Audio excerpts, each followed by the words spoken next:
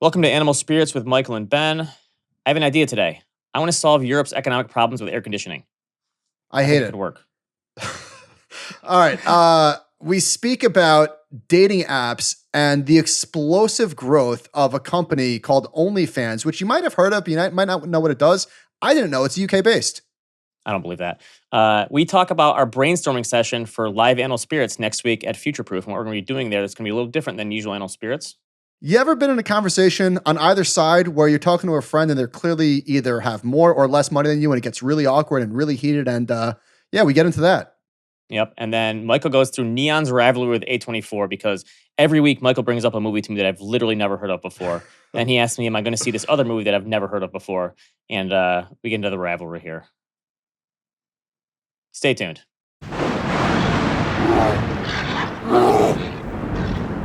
Today's Animal Spirits is brought to you by Jensen Investment Management. A couple weeks ago, we had Kevin Walkush from Jensen Investment Management on our Talk Your Book segment talking about the Jensen Quality Growth ETF, JGRW. We always have a great time talking with them. Long-term capital appreciation, looking for less risk over full market cycles.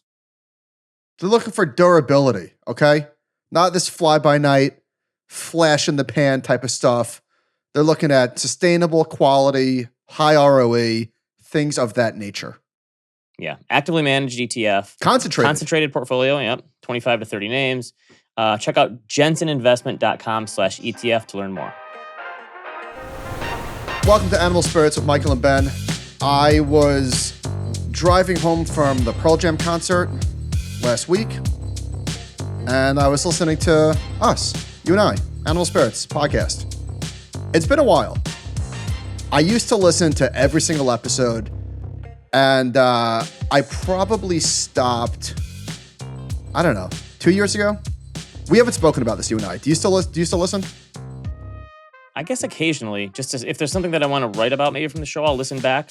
But yeah, I think we listened a lot more beginning because we wanted to make sure we were doing okay. We were self-critiquing. Well, we're just not that good anymore. You're just not that entertaining. No, quite to the contrary. I think the reason why I stopped is because there's just not enough hours in the day. Like there's a million other podcasts I want to listen to. I know what we say. We do it. So we're living it. Yeah, we're living it. But I had some constructive criticism for me. Okay. You were great, but your wardrobe for one. What's that? Your wardrobe, is that the constructive criticism? You look like a defensive coordinator right now. You have the big headphones on. You have the Bill Belichick sweatshirt with the sleeves that are short. You honestly put a pencil in the back of your ear and you're a defensive coordinator. Did you okay. You look like you're the special teams. You're like the defensive line coach in the Giants. Are you a Manning cast guy or do you watch the regular I just watch the regular. I don't need the extra stuff. Well, you don't need the extra stuff. What does that mean? I'm a regular announcer kind of guy. Okay. Well, Bill Belichick, Coach Belichick, hopefully a future coach of the Giants, was on with them for the first half, and it was great. So I can't wear Giants gear because we're a fucking embarrassment forever and ever. I can't take it anymore, Ben. For the 10th time in 11 seasons before week 3, our season is over. I can't take it. I want everyone gone. I can't believe that I'm like the one sitting in the prime spot here with a professional sports team. I can't take it. And my one future bet, Caleb Williams over 3,500 yards. Not looking so great. It's Who laughed at you? Who laughed at you on that one? It's week 1, but 93 yards. Not great, Bob. Daniel Jones is Kathy Wood. Is that a fair? No, he was never that hot. Come on. He got a huge contract. He won one playoff game. He got a quarterback contract, which is just terrible. Just terrible. All right, anyhow. What's your constructive criticism of yourself? Oh. So maybe this is like part of the charm of the show is that you and I are just having a conversation, right? It's just you and I. That was the whole idea behind the show in the first place. And it works. It turns out we were onto something, but there are a lot of listeners outside of finance. There are a lot of new listeners, and I don't want to over-explain, right? I want the audience to feel like they're just sitting in a bar with us, listening to us talk, but I don't explain anything. Like, I think specifically, I don't explain who anyone is. I just throw out these random names. I was listening like, Paul Graham said this. Who the fuck is Paul Graham to the average person? You know what I mean? Like, Albert Wenger said this. Who? Now, these are people that we know that a lot of our listeners in the finance world know, But I think I take for granted sometimes that people haven't been with us from day one. Not everybody works in this industry. So I think I need to do a better job of perhaps explaining who people are. Now, I don't want to change the tenor of the show. I don't want to over-explain, but just, hey, this person, he's a reporter. This person's a manager, whatever. So that was that. That's a fair critique. And so we're doing a live Animal Spirits from Future Proof next week, which I get a little more excited every day. You know, it's like building up when you're a little kid, you're building up to Christmas. I can't wait. There's gonna be so many people there. We've been there a few times now. We know what we're to expect. I can't wait. I still haven't heard from you about what we're doing for our Rocky moment this year, if we're gonna have one. Oh, was that great? So I had this idea last year. Was it last year or 2 years ago? That was 2 years ago. Okay. So I had this idea that Ben and I were going to run on the beach like Rocky and Apollo. And I was like, come on, let's do it. And you're like, wait, are you being serious? I thought you were kidding.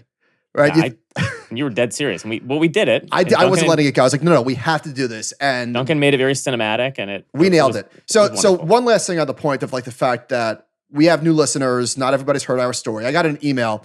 Michael hinted again at his faltering start to his career. Many of us had similar experiences and setbacks. If Michael is willing, I would like to know how and when things turned for him. He is obviously intelligent, thank you very much, and successful in his career today. When did he turn it around? Clearly, he was able to commit to his pursuits and enact some discipline with his academics. Tell us about it. And I'm thinking, what? I've told this story 100 times. But again, this person hasn't been listening. It's something I take for granted. Not everybody's been listening forever. So what Ben and I are going to do at Future Proof is we're going to do something a little bit different for the audience. We're going to tell our origin story. Everything. Yeah, we're going to expose it all. How you and I got to meet each other, how I met up with Ritholtz, all that stuff. I think it'll be fun. So it might be redundant for some, but for others, it'll be new, and we'll try and have some fun with it. I feel like I haven't shared as much as my origin story as you have, though. So I feel like I've got a lot to say. The court is yours. Is that a phrase? The court is yours. Balls in your court. How's that? The court is yours. Okay. I don't know. No. All right. So last week I started off the show saying, is this as good as it gets? Because we had all these great returns. The S&P was up 19%. NASDAQ was up 17. Bitcoin was up 40. And then last week happened and it goes from S&P from 19 to 15. NASDAQ went from 17% year-to-date gain to 10. This is as of last Friday. So I did Friday to Friday. So 1 week. Bitcoin went from a 40% gain to a 30% gain. So all these things fell, except for gold, actually. The floor is yours. There. Yeah, there you go. That's the phrase I was looking for. And in fact, later in the show, we've got a great butchering phrase story. Stick around. That's called a teaser. Ben, back to you. Okay. So anyway, we had one bad week where you just chop it off, right? 25% of the gains or so for the year are gone if we're looking on that. That happens. Credit to us. That was a great short-term paper trade for us. Yeah. You said it's as good as it gets. I said, yeah. All right. This is interesting to me. Chart Kid Matt put this up on one of our Slack channels. It's all the different sector returns year to date. Best performing sector, I never would have got this, is utilities, up 20% year to date. Second best is financials. So utilities and financials are outperforming tech this year, which I never would have guessed in a million years. Energy is the worst sector because it feels like energy is the worst sector every year. In 2023, I'm getting sick and tired of this happening to me, Ben. In the fall of 2023, I think on What Are Your Thoughts, I pitched utilities, XLU. And I was thinking that. You bought utilities, right? I was going to ask that. I showed a chart of I think it was rolling 2-year returns, and this thing tends to be pretty mean reverting, at least in history. And it turns out in actuality. And so, yeah, I bought it. Did I make money off it?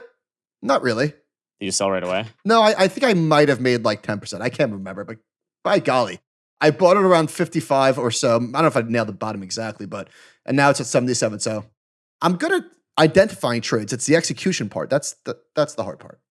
So the utilities, this is a total example of the market being forward-looking, right? Rates haven't really come down that much yet, but they're going to come down. I guess the bond market has. I think there's more. There's more to the story than just a rate story. I think there's actually some fundamental stuff as well supporting this. Well, like you cranked up your air conditioner a little more this summer, so utilities doing well. What do you keep your house at? Me? Air conditioning wise. Take a guess. I'm a 73 guy myself, maybe 72 sometimes. Wow. Okay, so we're not on the same wavelength there. What about what about at night? I keep it pretty constant. Okay. Yeah, I could roll with 72, 73 during the day, but at night, do I even have to tell you where I am? 70? 69. You get cold at night, huh? I like getting into a cold bed and going, "Rrr." Okay. That's way too cold for me. I couldn't handle it. Okay. Well, all right. That's why I'm not sharing a hotel room with you in Future Proof. All right. You and I have shared many hotels. Yeah, we have. That's true. It always looks like a bomb has gone off on your side of the room. Your hotel bed looks like your dishwasher does. If you send another picture, I think you're getting worse at your dishwasher with the pictures you keep sending. I think you're doing it on purpose. So I am also. Will you try once for me to like just put them in nicely? No, it's not going to happen. I also am responsible for grocery shopping. I think I spoke about this a few weeks ago, right? I think the prices are coming down. By the way, this happened to me twice in the grocery store. I have a shopping cart, right? I'm pushing it around. You come in, got the fruit, the blueberries, the blackberries, etc. And I walked over to get some bananas, and I turned on, my cart's gone. I'm like, what in the world? I'm like, am I losing my fucking mind? Like, it was right there. And so I see a lady, I'm like, that's my cart. Was it an empty cart? No. It had a watermelon. That's how I knew it was mine, because watermelons. How many carts of watermelons? I said, I think that's my cart. She goes, oh my God, I'm so sorry. So no harm, no foul. But then last week it happened. It happened again. I lost my cart, and this time it was gone. It disappeared. I checked the entire store.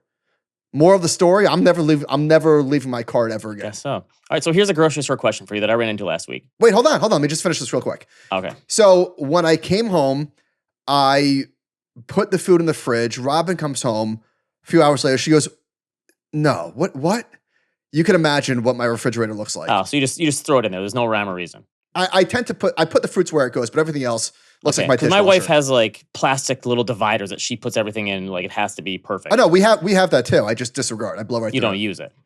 Okay, so I'm in the grocery store last week, and I'm an In-N-Out grocery store. Our big grocery store shopping, my wife either does it at Costco or we get it delivered because it's just easier. And so I'm at the grocery store. I do a quick In-N-Out one, and there's an old lady with a cart who puts it right in front of what I need to get, and she's like kind of doing one of these and she's scanning forever. So I'm standing behind her. I'm waiting. How long do you wait for until you say, excuse me, I just need to get in here? Or do you just wait till they're gone? Because it happened twice in the same store and it's old ladies both the times. Do you just let them go? Or wait, I think I missed the beginning. What are you waiting for? Their cart is in the way and then they're standing right where you need to get something. Oh. Hey, I need to get that yogurt. You're right. She's right in the way. Just standing there like, 4 seconds. Okay. You just reach around there. By the way, not to brag, I think dollar adjusted, I am a quicker shopper than you. If you divide the time spent by the dollars spent to get some sort of yield there, I am lightning in a grocery store. You remember that show, Supermarket? What was it called? Where you had to run around and get stuff for a certain dollar amount? I'll spend $180 and I'll be in and out in 11 minutes. Okay. I'm pretty fast too. I don't know. It sounds like a challenge to me. All right. Friend of the show, Mike Zaccardi. All country world ex-US trades at 13 times earnings, showing that foreign stocks are very cheap. Is this why foreign stocks are cheap? Torsten Slok. Percentage of homes with air conditioning. This blew my face off, to quote you. Japan and the United States has 90% of people with air conditioning. In Europe, it's 10%. Mexico, it's 16%. Brazil, it's 16%. China's 60%. India's 5%. These are shockingly low numbers to me. And I remember from being in Europe that air conditioning wasn't really a thing. It probably didn't compute as much to me when I went there in college for a long time because I didn't think about it. I grew up in a house with no air conditioning. My parents did not have air conditioning. We lived in northern Michigan. It didn't really matter. The top level of the house was always super hot in the summer. The bottom level was way cooler. I put a fan like 6 inches from my face. I didn't realize my parents, I think, finally 10 years ago got air conditioning. Finally. I'm saying this tongue in cheek, but air conditioning makes life easier. Most certainly. If Europe went from 10% air conditioning to 60%, how much would their GDP increase?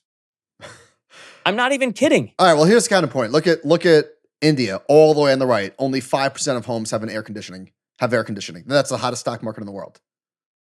How much hotter would it be if they got air conditioning? All right, here's a crazy stat. Did you see this going around? Mario Draghi did this report on the European Union's competitiveness. Patrick Collison, the Stripe guy, summarized it. Did you see this at all? By the way, credit to you. See? You explain. Patrick Collison. Who's Patrick Collison? Boom. The Stripe guy. Oh, okay. Yes, that's true. Oh, wait. Ben, who's Mario Draghi? You just muted your mic. Stop touching your mic. There's no reason to touch your mic on the show. We've been through this. There's no reason to touch it. It's a nervous habit. So Mario Draghi is the former Jerome Powell, of Europe. And someone asked him, hey, why is the European Union so far behind competitively from the US? And here's some stats that are just crazy. On a per capita basis, real disposable income has grown almost twice as much in the US as the EU since 2000. There is no European Union company with a market capitalization over 100 billion euros that has been set up from scratch in the last 50 years, while all 6 of the US companies with a valuation above $1 trillion have been created in this period, saying that innovation is a huge, huge problem. I remember reading what was the Brooks book, The World is Flat? I never read that. Okay. I read it right when I got out of college. It's one of those things where you read a book, like an adult book out of college, and you go, I'm so smart. Yes. Just I'm the Winnie the Pooh guy walking around. Who's this, John Brooks? No, what's the guy's name? Duncan. He's a New York Times guy. No, Friedman. Sorry, Thomas Friedman. Yeah. I feel like he looks like a Brooks. Thomas Friedman. And so that was the whole Berlin Wall falling, open things up, globalization. Why hasn't globalization helped Europe? I know the regulation and the rules and the culture, and I don't understand this, honestly. I don't get why, but it seems like a turnaround kind of story in the making. That I think it's just culture compounding. The best talent comes here to start businesses. I guess it must be it. It is shocking though when you think about it this way, how far they've fallen behind. I mean, it's his stats from 2000, but it's really since the Great Financial Crisis. All right. Well, if you give OnlyFans 5 to 10 more years, it'll be there. That's true.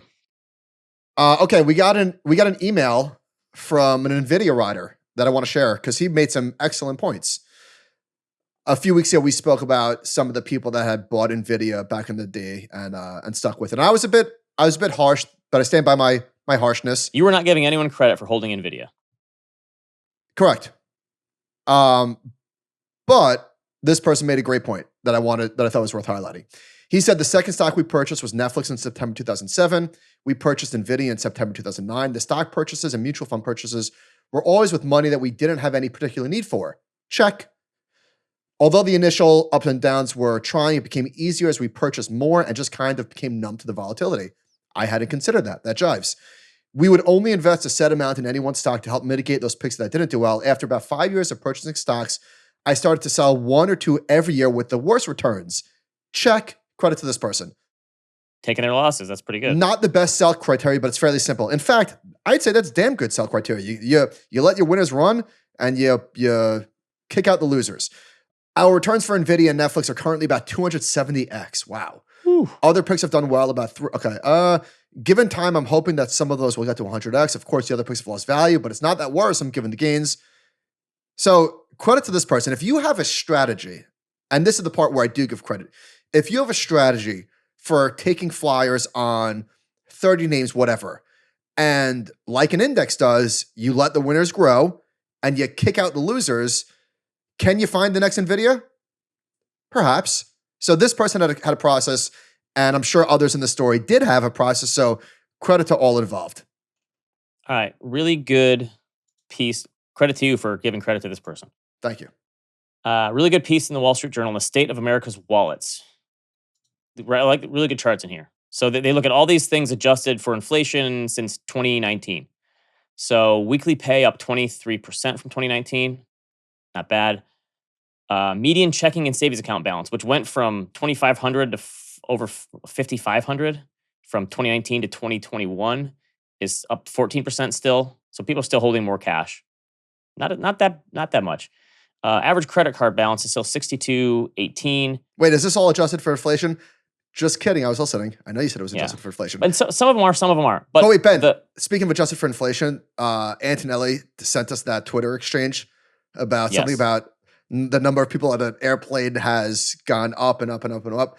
And somebody replied, probably non-ironically, is this adjusted for inflation? The person responded, how do you adjust people on an airplane for inflation? This is I think I'm being smart by saying this. If I say it enough, it'll make me sound smart, and then you get caught. But did you adjust for inflation? You know the dumbest market example of that is this total return? Oh, shit, I didn't think about that. No, I'm sure I didn't include dividends. You genius. Of course we did. Average credit card balance at the end of 2019 was 5,800. It's now 6,200. So that's not that much higher. Slightly, we've asked this before. How many people who own a credit or who have credit card and have that average balance, how many of them actually roll it over the next month? And they say slightly more than half of credit card users carry a balance from month to month. So in that average is people who pay it off every month. This sounds pretty bad. As an average of 60, I know you said this, 6,200 per person. That to me, that doesn't sound like that bad. No. But the problem is that number is just going to keep rolling higher. But it's not though. It's not that much higher from what it was in 2018, 2019. That is a fair point. It's only up 6.6%. So way less than inflation in that time. Okay. Here's one that I want to talk about. So car payment is up 28% from 2019 to $737. How much? I want to see that adjusted for size. I know car prices are up, but I want to see the size adjustment of car payments over time. I almost can't believe it. How is this? That's so much money. Plus maintenance and repairs and insurance are up way more too, way above inflation. So I still don't know how some people afford. I drove by a house today. It was like a modest looking house. Nice house. Modest. They had one of the Porsche Macaws or whatever, a Land Rover, and some other really nice looking car. And I'm thinking, how do you afford all these cars? I don't get it for some people. I got an envelope in the mail the other day, and it said tax lien, and it was the same house number but a different block, right, as mine. So delivered to the wrong address. So I dropped it off at this person's home. Nice home, Range Rover in the driveway, tax lien in the mail. On the house or the car? Probably the house. The tax lien is like on the house? I don't know what I didn't open it. That's illegal. But people overextend themselves. You could have held it up to the sunlight and just checked. But $737 for an average car payment sounds nuts. I mean, I think buy a Toyota Camry or Honda Accord, people. The Jeep Cherokee that I had before the Wrangler. Is it possible that I was paying $450 a month? Am I misremembering that?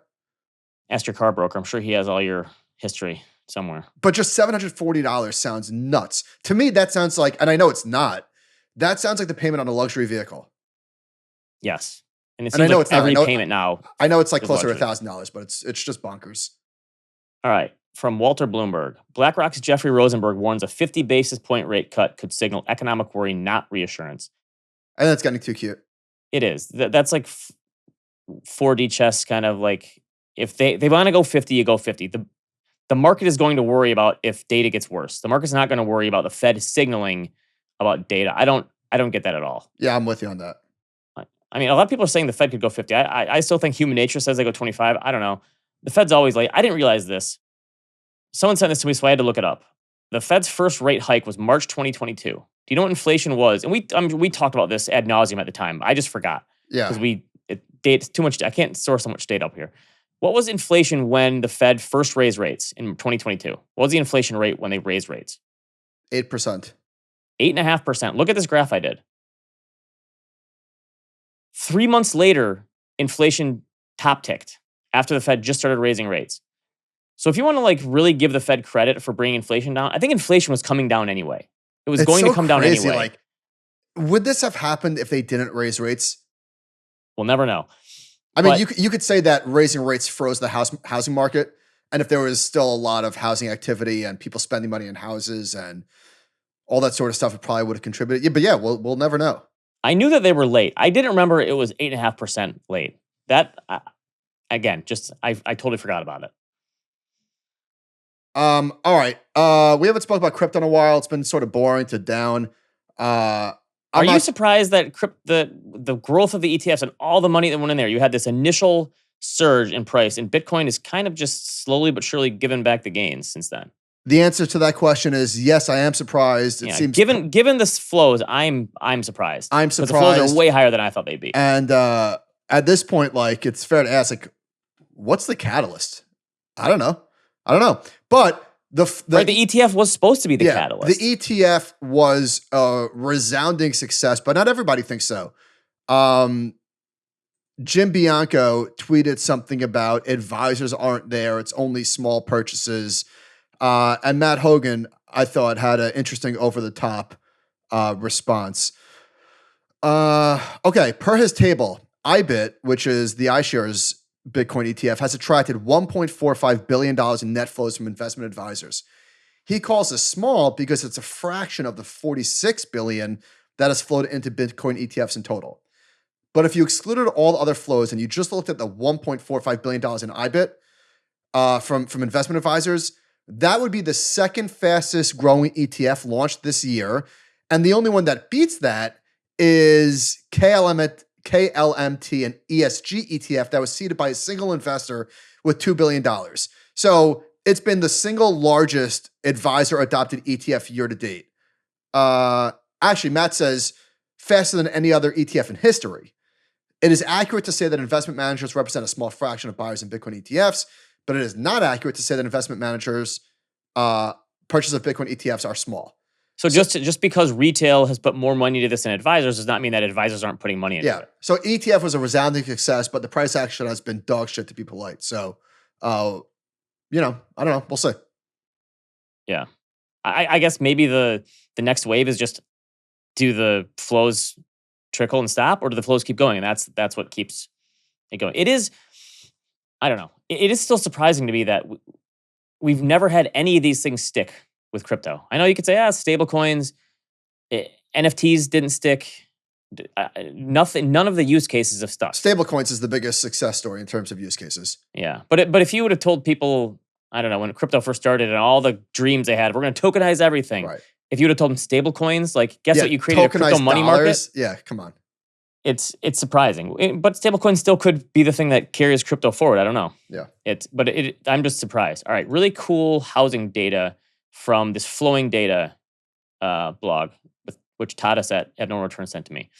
So they look at all the different census data and they break it out by years, and they show the percentage of people, the households, going from 20 to 90 that rent or buy, right? And when you're young, 85, 90% of people rent. At 20, very few people own, and then it slowly shifts. And at 33 is the age where you have the tipping point of people buying more than renting. And it obviously goes up from there. Anyway, just a cool visual. He also shows owning with a mortgage or loan, or owning free and clear. And so the people don't start to pay off their mortgages until like their late 50s, really, which again makes sense. I'm coming around to the idea that I might never pay my house off. Just like leave it for the kids. I don't know. I don't see the point of it. Wait, never pay your house off and let that? What do you mean? Just keep taking money out of it. What's the point of letting the money sit there? Yeah, this is a surprising lightning rod issue. People have very strong feelings about paying off a house. Yes. Not exactly sure where those feelings are coming from, but it's one of those topics. It's one of those topics. Listen, there's no right answer. There's personal finance. There isn't. It's right? It's personal. There's some things that are like mathematically cut and dry, but then there's like the personal side of it. I feel like this is really and truly like, listen, whatever you want to do. Right. But some people love the feeling of not having a mortgage. I get it. Other people that like Ben that think that they can do better elsewhere, I get that too. Yeah, but I will. The one thing I will pound the table on is if you pay off a sub 3% mortgage, I think you're an idiot. Yeah, that's pretty coming from you. That's pretty strong. I just think it's a dumb move. It truly. And I don't say that very often in personal finance. It truly doesn't make sense. Yes. So I because I'm preparing for lower home equity rates, I just told my bank, increase my home equity line of credit. I want more, just to have it, because rates are falling. I don't know. So we've been in our house now 7 years. By year 8, 9, 10, do I think my wife is going to want to do something to the house? Hey, we need new flooring. Hey, we need a new kitchen. Whatever it is, she's going to want something. I know. And so I'm increasing that now because I want to take advantage of rates when they get lower. Bigger mudroom, maybe another mudroom. That's true. Big mud. All right. Speaking of home equity lines of credit, Connor Sen wrote a piece about this. Ben, you've been talking about this. He said, we've started to see a slow but consistent rise in such loans on bank balance sheets. By the way, Connor Sen, columnist for Bloomberg, with 2025 looking like a year of growth for a product that fell out of favor after the subprime mortgage crisis. There's a good reason why home equity loans faded into irrelevance. Underwriting standards tightened significantly following the financial crisis after being way too loose. It took years for home values to go up enough for homeowners to even have enough equity to borrow against. Households generally spent much of the 2010s paying down debt rather than taking on new debt, and mortgage rates continue to hit new lows throughout the decade, making a full mortgage refinance more compelling than home equity loans, which are pricier. And this part I'm bolding. For people of a certain age, there is also a negative stigma attached to home equity loans. In the aftermath of the 2008 recession, a stereotype that gained little sympathy was the homeowner who borrowed against their house to buy a boat or a car only to wind up losing their job and house. That was a big part. Remember that? So he shows this great chart showing that HELOC balances at banks shrank throughout the 2010s, corroborating what we just spoke about. And even in the early 2020s, as low mortgage rates incentivized full refinancings. But now they're back. They're coming back slowly. The great financial crisis caused a generation of people to rein in their debt and repair their balance sheets. What if the next recession causes people to go the other way and borrow like crazy? That would be something. It wouldn't shock me. It wouldn't shock me. He also says tens of millions of American homeowners find themselves somewhat trapped in their current houses, tied down by the rock bottom mortgage rates they locked in during the pandemic.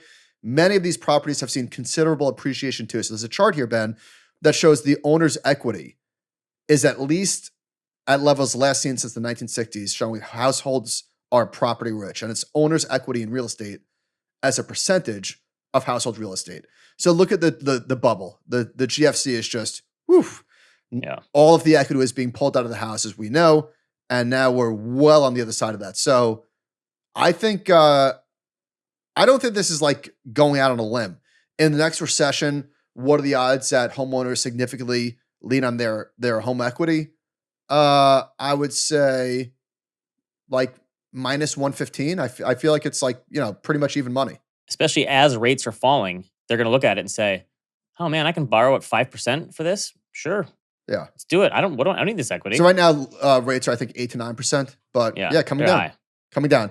Lastly, he closes with this, and I think this is the whole thing. This is the whole kit and caboodle, the coup de grace, so to speak. A good rule of thumb is to never bet against the American consumer, especially when lower rates are giving homeowners a new piggy bank to raid. It's like the Chiefs and Patrick Mahomes. I bet on them to win the Super Bowl every year. Am I going to be wrong sometimes? Yeah, occasionally, but most years I'm going to be right. Yeah, I keep betting against them. I'm shorting Amazon. Always a contrarian. All right. Home insurance. We've spoken a lot about this. Kyla Scanlon had a really good post. It's just a mess. There's a chart showing where properties are most at risk. And then there's another chart showing where homeowners pay the most relative to home values. And this shouldn't be a thing where some states pay a tiny fraction of what the house is worth. Other states have to have different regulatory structures in place and have to carry the burden. So she says that part of the problem is that some state agencies regulate rate increases, meaning that many people pay much less than they should to insure their homes. According to an example from Bloomberg, a California home that had a premium of $2,000 in 2010 was paying $4,820 by 2022. That's an increase of 7% a year because California heavily regulates insurance price increases. But this massively underprices the risk. It should be closer to $8,000 in premiums, and this leads to disastrous results. She says 2 out of 3 American homes are underinsured, and it's just a big problem. And of course, part of this is all of the weather that we're seeing across the country. So I don't know what happens here. I don't know. I don't see how you about the fix issues, this, but especially in certain areas. I don't get it. Yeah. It's bad. The silver lining of this terribleness, and I hate to like sound so crass, but just pointing out that these insurance companies are on fire. There's an ETF that's up, an iShares ETF, ticker's IAK. It's up 28% on the year versus the S&P is up 16. You look at some of the stocks, Progressive Insurance looks like Nvidia. It's up 60% on the year. So that's when the pitchforks come out though. Yeah. When people are paying a ton of money in insurance, and there's natural disasters, and you see these stocks do well, and you see the CEOs make money. That's when the politicians get involved eventually. Yeah, it's not great. Modest Proposal tweeted about Uber. From venture-backed startup to IPO to issuing 30-year bonds at 5.35% to buy back tons of stock. Truly the American dream. And this is why we are who we are as an economy and as a market versus the rest of the world. That is not so the 30-year government bond is 4% right now. It's not a huge spread. That's amazing. That is amazing. Uber 30-year bonds at 5.35%. 30 years is a long time from now. Also, isn't Uber the kind of the anti-founder mode company? Oh, yeah. The founder was the one who kind of, he got them there, but he got them in trouble, and they needed an adult in the room to take them to this next level. Yeah. You could argue both sides because Travis got them to where they were. All right. There was an article in the Wall Street Journal. Here's the tweet talking about Big Lots. The tweet is this: U.S. discount retail chain Big Lots filed for bankruptcy. The latest retail casualty as consumers rein in spending. And we spoke about this a couple of weeks ago about these false narratives, these nonsense alternative narratives. Have you ever been to a Big Lots before? I don't think they have one around here. Maybe I made the joke in Slack yesterday that looks like the store from Napoleon Dynamite. What store? The Big Lot, it's like an old 1980s looking store. It's got computer screens, and I put the picture up on Slack. Not the nicest store in the world is my point. It's like so maybe that could be part of it. Is it Discount Home Depot? No, discount Target or something like that. It's got it. Okay. The furniture and home decor discount retailer has largely posted consecutive quarterly losses since 2022, leading to numerous store closures. They operated more than 1,300 stores in the U.S. as of May.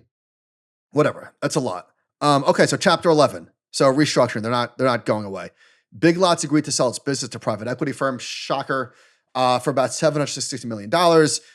The managing director at Nexus, who's purchasing this, said the firm is confident that Big Lots' greatest days are ahead. Yeah, sure they are. Here's a quote from them. The company has been adversely affected by recent macroeconomic factors, such as high inflation and interest rates that are beyond its control. Okay, that's true. The prevailing economic trends have been particularly challenging to Big Lots, as its core customers curb their discretionary spending on the home and seasonal product categories that represent a significant portion of these companies' revenue. Okay, or maybe, and hear me out, maybe management didn't execute and it's a Big Lots issue and not a macroeconomic issue.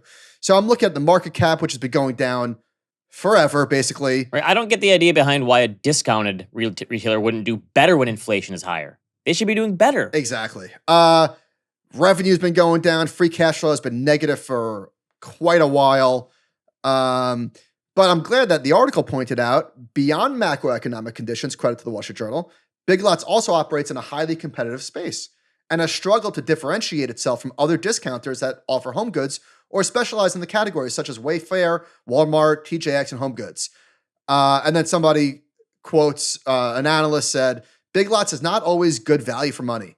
Many of the items that sells are not high-end and are not drastically expensive, but equivalents can often be found much cheaper at other stores, including Walmart. So Walmart is eating their lunch. So the company's not executing. It has nothing to do with the consumer or macro or this. Maybe it does, but come on. So again, the tweet, it's I don't know if this is necessarily gaslighting. It's just not right. U.S. the consumer casual as consumers rate in spending, they're not rating in spending. I mean, it's just so anyway. Last week we spoke about the dollar stores, right, and how like maybe they're just structurally f***ed, and maybe that's just what it is. So there's this guy that I follow has a great Substack on the consumer. His name is Rob Wilson, and he showed that he shows Dollar General's trailing fourth quarter EBIT margin, and it's crashing. He said the bottom line revision was massively lower, and it doesn't take a seasoned equity research analyst to discern that the company's business model is absolutely structurally challenged, because I said this last week, and he's saying that on the call, they said that they're still confident in the model. They've got some things to work through. Rob Wilson says dollar stores enjoyed a nice run over the course of the past 2 decades. The subsector carved out a nice niche and took market share from the big box discounters and grocery stores at EBIT margins that were more than 2 times higher. The higher level of profitability encouraged dollar stores to overexpand, and their margins have precipitously declined. The bottom line is that Dollar General grew its store count 79% and its square footage 84%. It's only managerial malpractice to the highest degree. So again, when we're talking about these companies that serve the low-end consumer, yeah, I'm not poo-pooing. I'm not saying the low-end consumer is on fire. Of course they're not. But it's a structural issue with the businesses. It says much more about the business model than it does about the consumers that they serve. It makes sense that Walmart would be more efficient and better scale than these companies. Someone said they wanted to talk about why I see Dollar Generals in rural areas. Someone emailed us and said, I did a case study on them and want to say the reason was because they have one of the lowest footprints in their stores and they can thrive in very small towns of only X thousands of people in population, which is specifically areas that Walmart will not go into. So that was why they're going into rural areas, because there weren't Walmarts there. And here's the mic drop, Ben. And now you can get Walmart delivered to you, so you maybe don't need to use those anymore. Correct. Here's the mic drop. There's a company called Casey's General Store. I don't know it, but presumably it serves the same consumers. Connor said, tweeted this. The CEO of this company, Casey's General Store, said, with respect to the consumer, just as a reminder, about 3/4 of our guests make over $50,000 a year in income. And so we consider those to not be low income. So about 1/4 of our guest base is in lower income. The lower income consumers are modestly changing their purchasing habits. Modestly. I wouldn't say that they're coming in less frequently than they had before, but they're opting to not buy as many units. So there's a little bit of pressure there. But if you look at the chart of Casey's General Store, it looks amazing. Stock's almost at an all-time high. So again, it's easy to blame macro or whatever. Yeah. Just own it. Yes. All right. Survey of the week. I want to know if people are dumb or surveys are dumb. This is from Polling USA, and a bunch of people tweeted this out. There's a federal law limiting how much companies can raise the price of food and groceries, and the support for that went up 15%. There's also a federal law establishing price controls on food or groceries, and the favorability of that went down 10%. These are literally the same things, worded differently, and the support for one is rising, the support for the other one is falling. This is surveys are dumb or people are dumb? This is the whole thing. No, it's just we're sheep and we're very easily influenced. We're like Play-Doh. This is the whole thing with surveys, especially if they're paid for. I can get people to answer whatever you want. It depends how you word the survey. Does Michael look good in his New Balance cutoff shirt? We can find some people who say yes. But also yes. All right. Really good piece from Kyla Scanlon on dating apps and how they contribute to the demographic crisis. And I've said this before, but I'm so glad to not have to grow up in this era of dating apps. It just sounds awful to me. And some people say what makes life easier, but her whole thing was saying it's making a lot of people just pull back from dating altogether, because there's a certain amount of people that will get matched, and women get hit up on these things all the time, but maybe only a certain amount of men will get hit up, and they just keep recycling through these and using it as hookup apps. And so some people a lot of men just totally pull back from dating altogether, because I guess these dating apps don't do a very good job. Well, because their business model, they're not trying to get you to find your match necessarily and then leave, right? They want you to stay.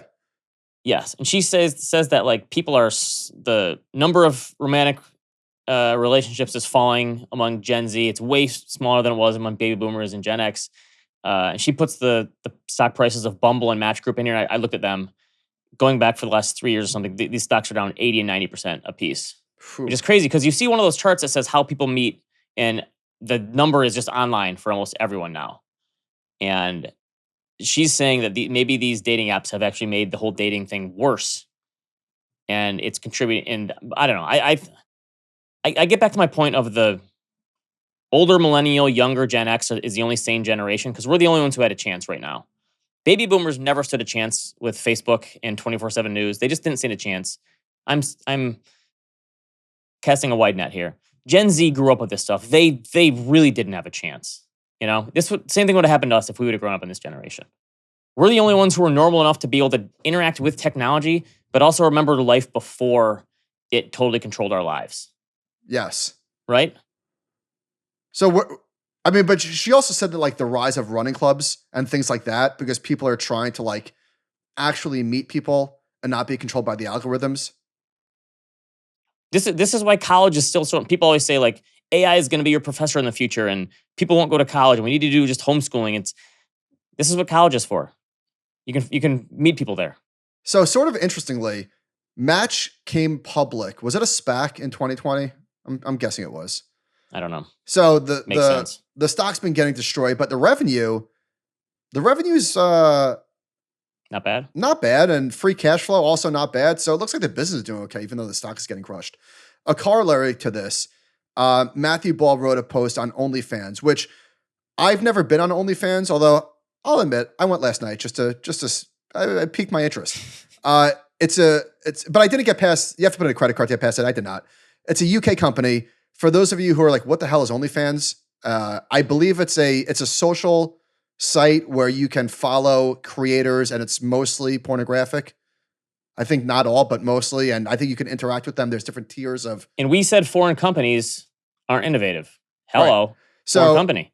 So, okay, in 2024, OnlyFans generated $6.3 billion in gross revenues, up from just $300 million 5 years earlier. That's a massive number. So they said OnlyFans is based around subscriptions. Matthew Ball. Over 60% of consumer spending is now via transactions. That's pretty interesting. So subscription revenues are up only 9% since 2021, whereas transactional spending is up 70%. And no offense. Does that mean like you pay someone and they'll do something? I don't get how it works. Yeah, you pay for I don't know to message with them, to whatever you pay for. You pay for attention, and you could imagine the type of people that are on the site, right? Probably people that are lonely or yes, not happy. Right. I'm gonna back off of dating sites and I'm gonna Right. use this because I can actually get what I want if I pay for it. Loneliness is highly monetizable. Again, transactional spending is up 70%. That's wild. I would love to see an economist do a Freakonomics on OnlyFans versus the prostitution market. Like, is that falling off because of OnlyFans? Oh, good question. There's no transparency. You have no data on the prostitution market, right? It's all just estimated. So OnlyFans revenue. I know a couple pimps who could get us some good data.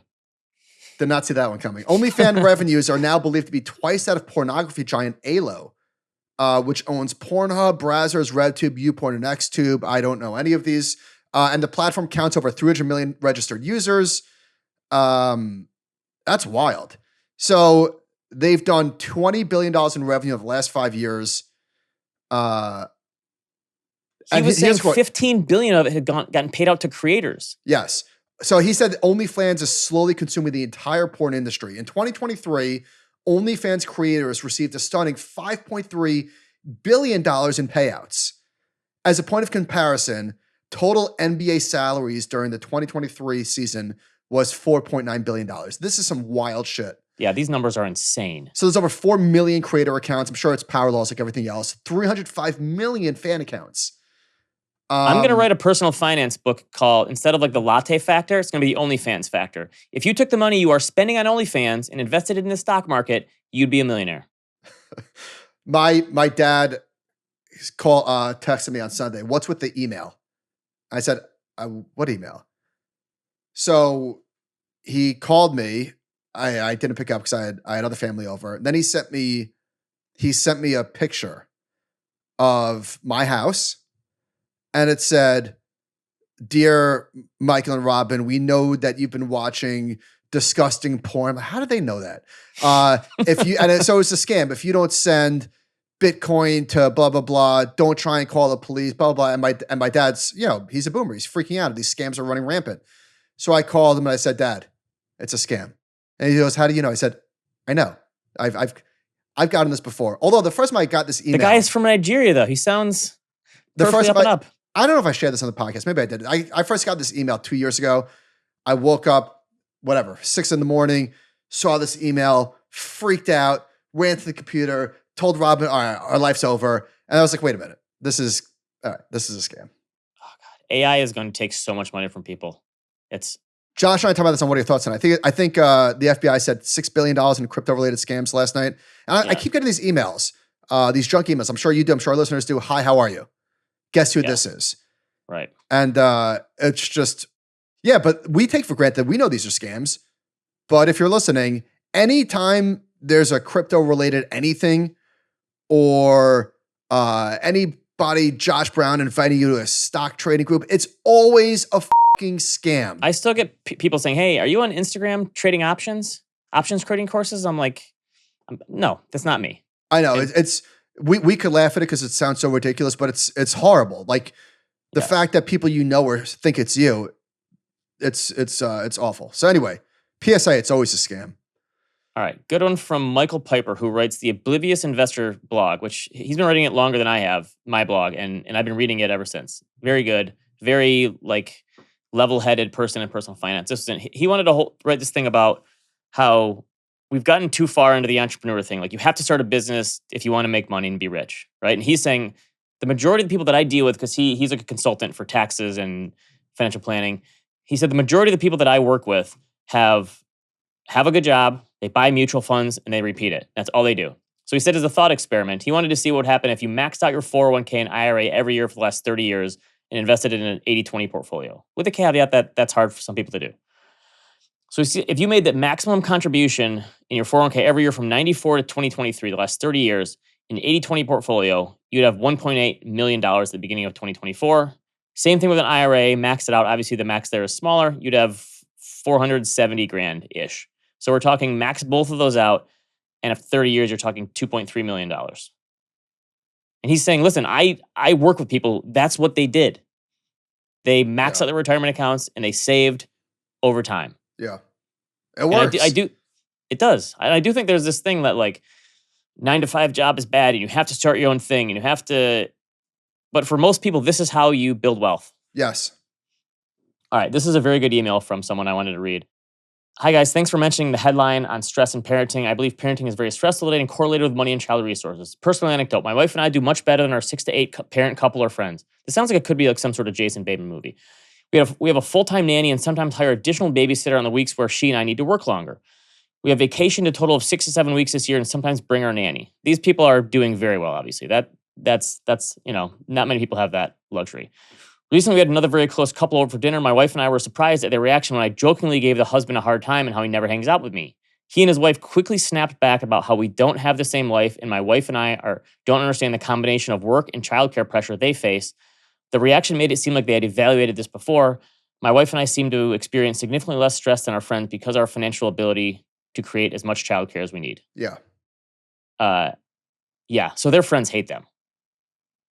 Yeah. At least if you mention that to someone, you've been thinking about it for a long time and it's been eating at you. Yeah. This is life. And it's difficult to be a big fish in a small pond for this reason. Right?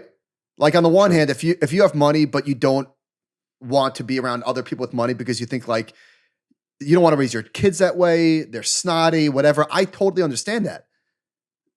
The other side of it is, if you have money and you're in a place where you're doing significantly better than a lot of the people that you spend time with, they get sick of your bullshit, right? We know you're doing well. Don't talk about it. Right? So yeah, it's a tough place. This is life. The thing that it stands out to me here, though, is that people always say money can't buy happiness, but money can buy comfort, and comfort can buy a lack of stress.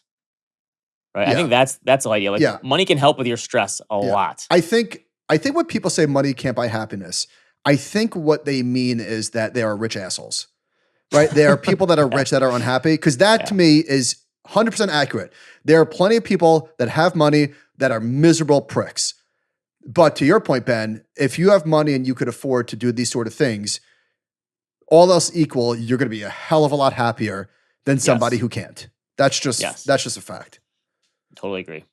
All right, we could skip. Oh, no, we can't. I was about to say we could skip this one, but holy fucking shit. I'm glad I didn't blow past this.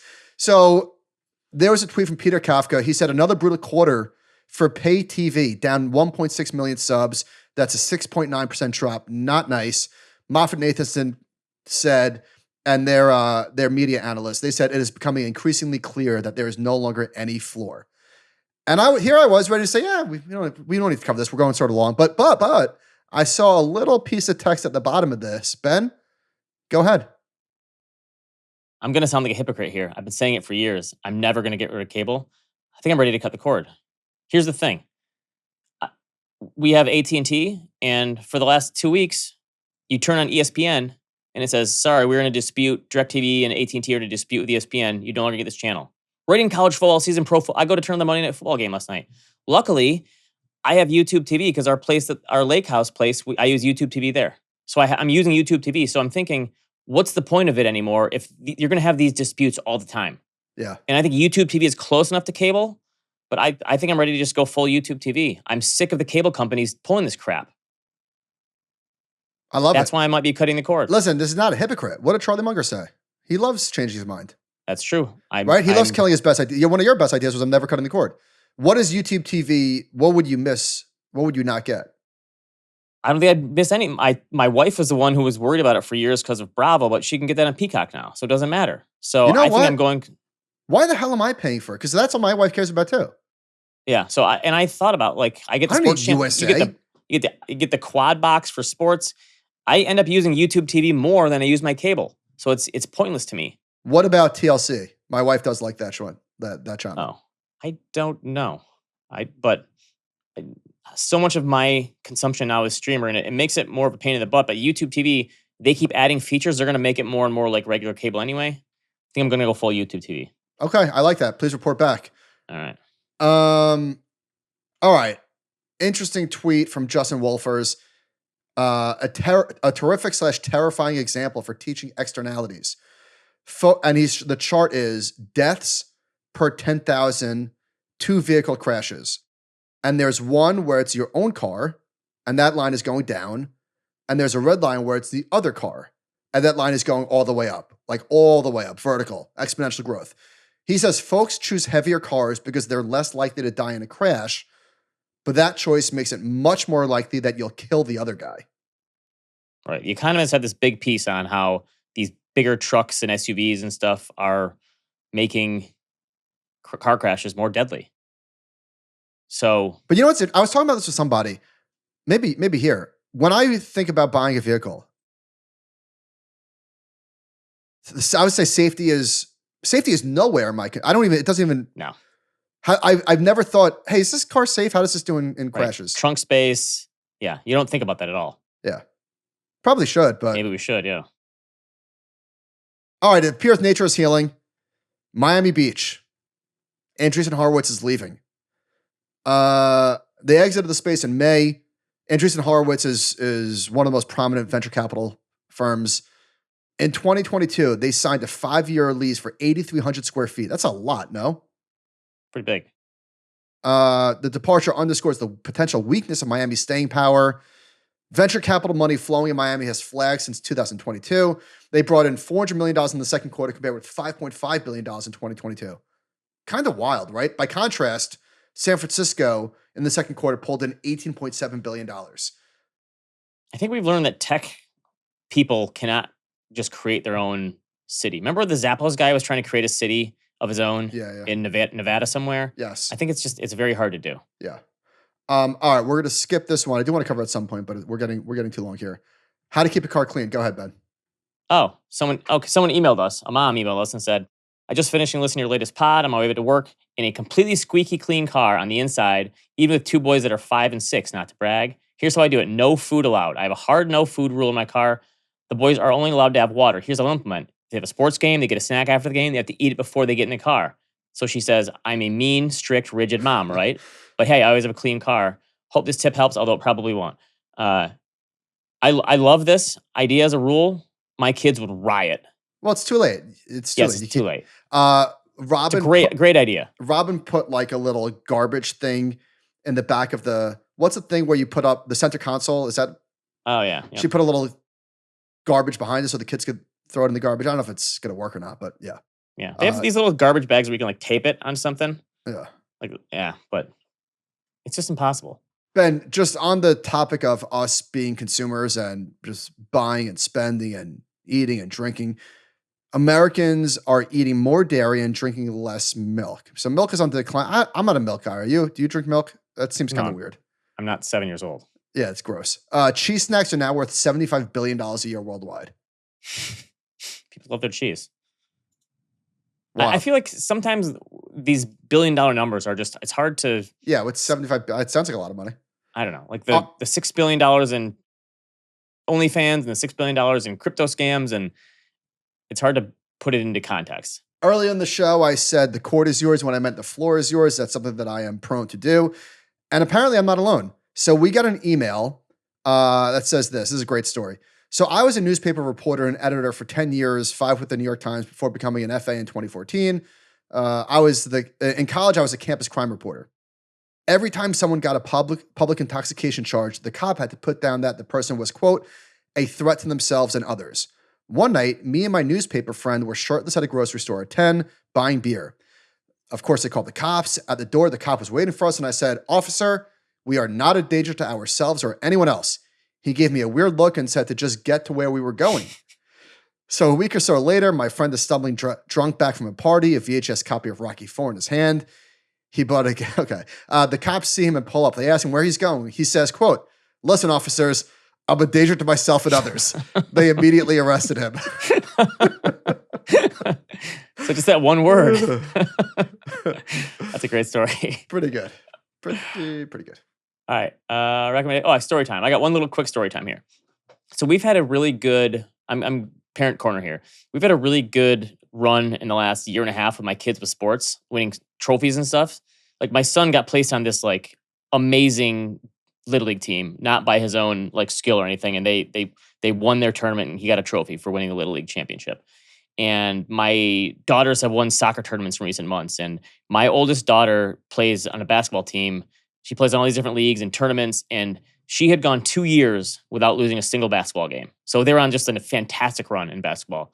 Partly because my coaching is so good, if I'm being honest. I coach some of it. I mean, so she played in a tournament this weekend and the competition was really good. And she lost.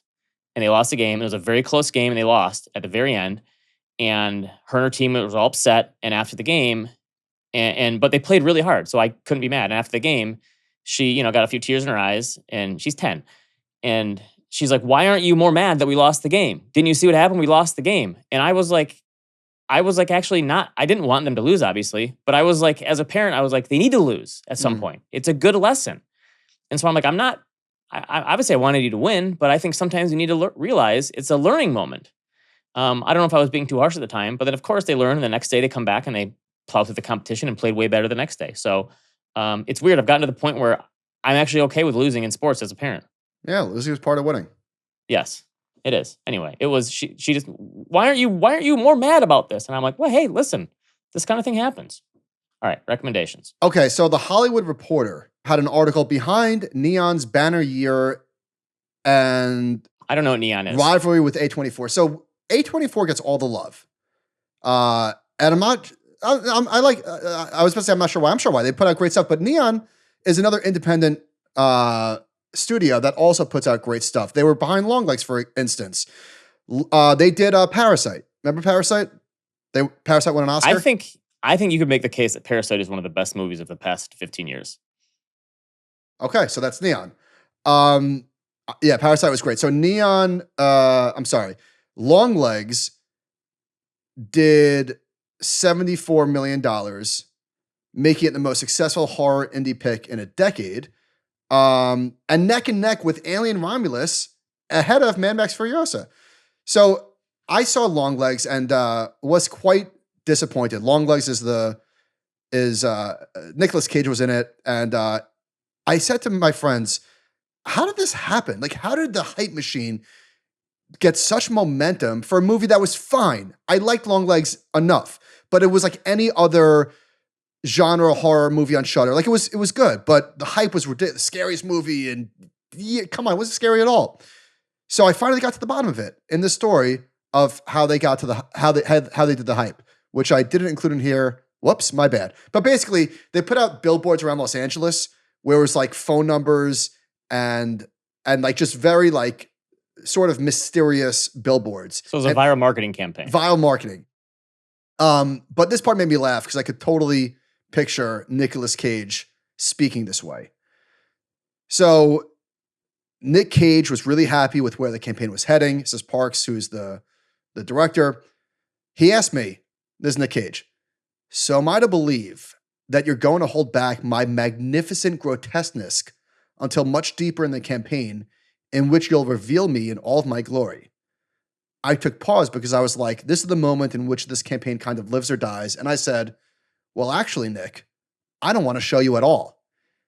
And he rocked back in his chair and he put his finger up to his mouth and started thinking, and can't you totally picture Nicolas Cage doing this? Yes. And I said to him, "You're the boogeyman and you live in the shadows." He took a beat And he nodded his head and said, yeah, I like that. I'm picturing him in Gone in 60 Seconds where he goes, yes, let's go. Yes, exactly. So Neon has a movie coming out, I think it's in October, that is highly anticipated. I can't wait for it. The movie is called Honora. Have you seen the trailer for that? It's like a Russian oligarch goes to a strip club and marries a stripper. And it looks absolutely wild. Okay. Wild. All right, Ben, are you a Beetlejuice guy?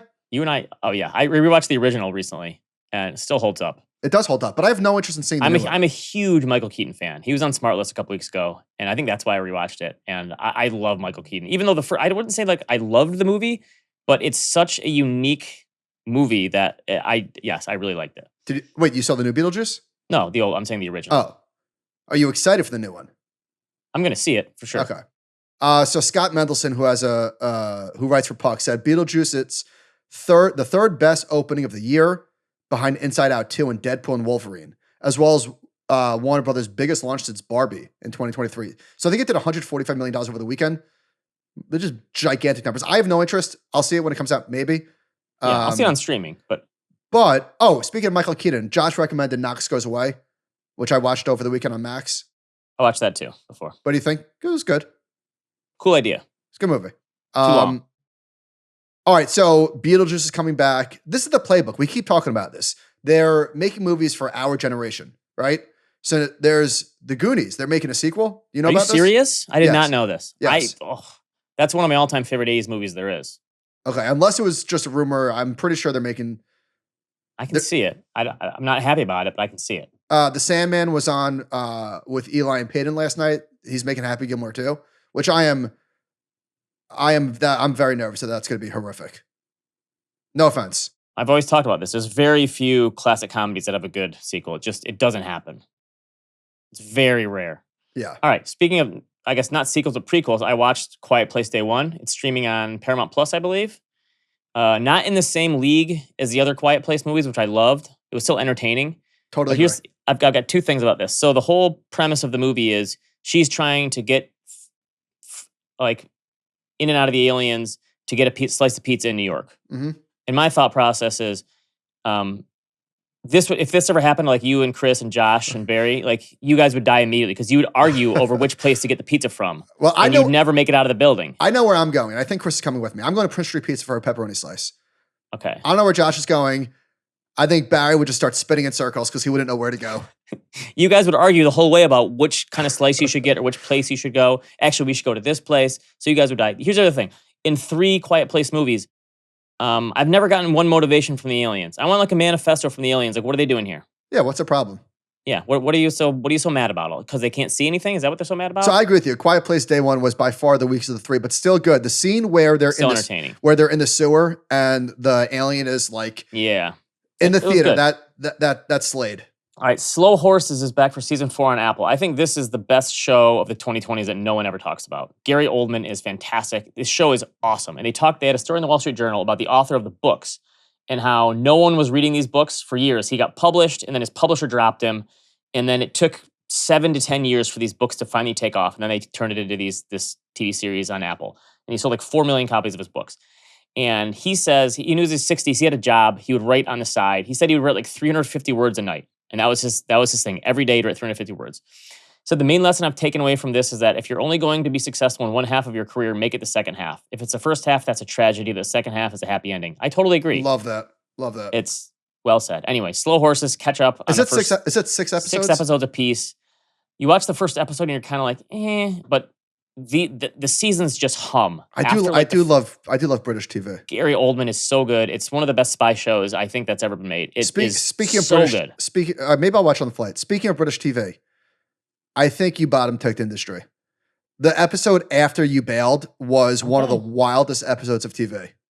All right, I couldn't handle the ESG stuff. None of the finance stuff seemed anywhere remotely close to reality to me. You're a finance snob. If you could just look past that. The next episode was one of the better TV episodes I've seen in a long time. All right. But it appears I'm the only one who shares that sentiment. I don't know anybody else except for Tom Morgan that watches industry. Pretty sure this last season. First season was good. So is time. All right. We'll see you next week. A few thousand of our friends at Future Proof. At Future Proof. Hope everybody enjoy Bring their your Animal summer. Spirits shirt, I said your this last compound week. shirt. I can't say it again. Summer's over. It's official. September 21st, right? It's fall, 20? damn it. All right, everybody. Thank you very much for listening. We'll see you next time.